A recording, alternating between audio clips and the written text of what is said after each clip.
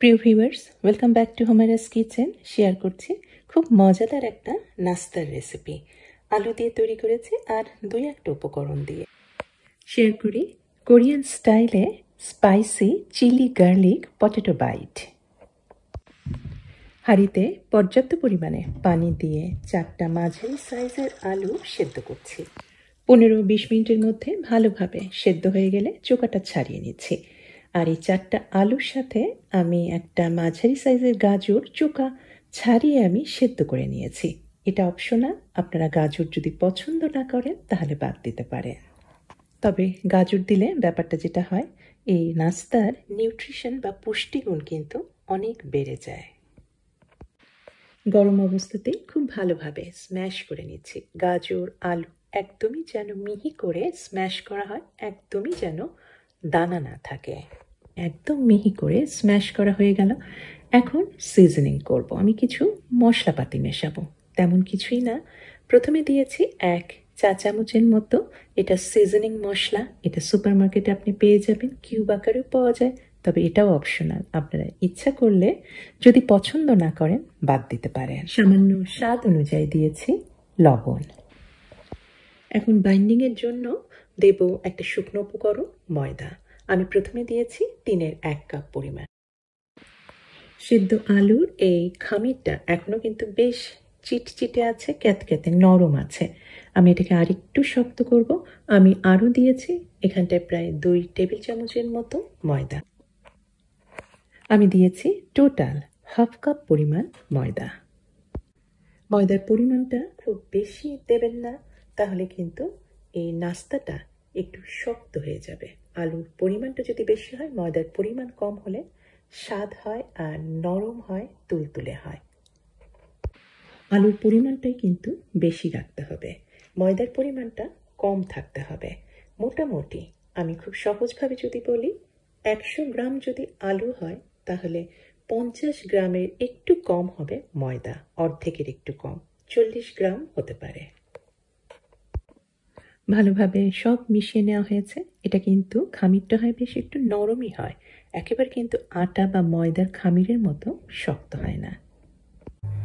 এখন পটেটো বাইটগুলি আমি একটু গোল করে নিয়ে তারপর একটু লম্বাটে শেপে তৈরি করে নিচ্ছি।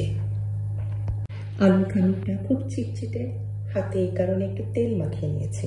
তেল মাখিয়ে নিলে কিন্তু খুব সহজেই দেখবেন হাতে আর লাগছে না, খুব সহজেই এই শেপটা করতে পারছেন। আর যে প্লেটে আমি রাখছি, এই প্লেটে কিন্তু আগেই আমি ময়দা ছিটিয়ে রেখেছি। এর ফলে আলুর বাইটগুলি একটু চিটচিটে, এগুলি আর প্লেটেও লেগে যাবে না, আর একটার সাথে আরেকটাও কিন্তু লেগে থাকবে না। এই ছোট ছোট কাজগুলি কিন্তু করবেন, তাহলেই দেখবেন খুব সহজে অনায়াসে এই ছোট ছোট সাইজের পটেটো বাইটগুলি তৈরি করে ফেলতে পারবেন।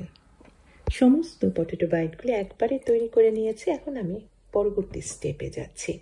আর এই পরবর্তী স্টেপের জন্য আমি প্রথমে একটা বাটিতে পানি দিয়ে তার মধ্যে বরফ দিয়ে রাখলাম, একদম বরফ ঠান্ডা করে রেখেছি। আর অন্য একটা হাঁড়িতে আমি পানি ফুটিয়ে রাখছি। পানিটা কিন্তু টকবক করে ফুটছে, আর এর মধ্যে আমি একবারে কিন্তু দিয়ে দিলাম। সেদ্ধ করছি, আর কখন সেদ্ধ হয়েছে বোঝার একটা সহজ উপায় আছে। সেটা হচ্ছে, প্রথমে দেওয়ার পরেই দেখেছেন যে সম্পূর্ণ এগুলি সব ডুবে গিয়েছে পানির মধ্যে। আর এগুলি যখন এই যে কিছুক্ষণের মধ্যেই কিন্তু এগুলি আস্তে আস্তে ভেসে উঠছে। ভেসে ওঠার পরে 1 মিনিট কি 2 মিনিট, এর বেশি না, 2 মিনিটের মতো রান্না করে নিয়েছি। এখন ঝাঁঝরিতে সমস্তগুলি তুলে রাখছি ঠান্ডা পানির মধ্যে। আর ঠান্ডা পানির মধ্যে দেওয়ার পরপরই দেখছেন কি এগুলি আবার ডুবে যাচ্ছে, অর্থাৎ এগুলি খুব ভালোভাবে কুকড হয়ে গিয়েছে, এগুলি আর কাঁচা নাই। পানির মধ্যেই সব ডুবানো থাকুক। এখন আমি প্যানে একটা স্পাইসি চিলি গার্লিক সস তৈরি করে নেই।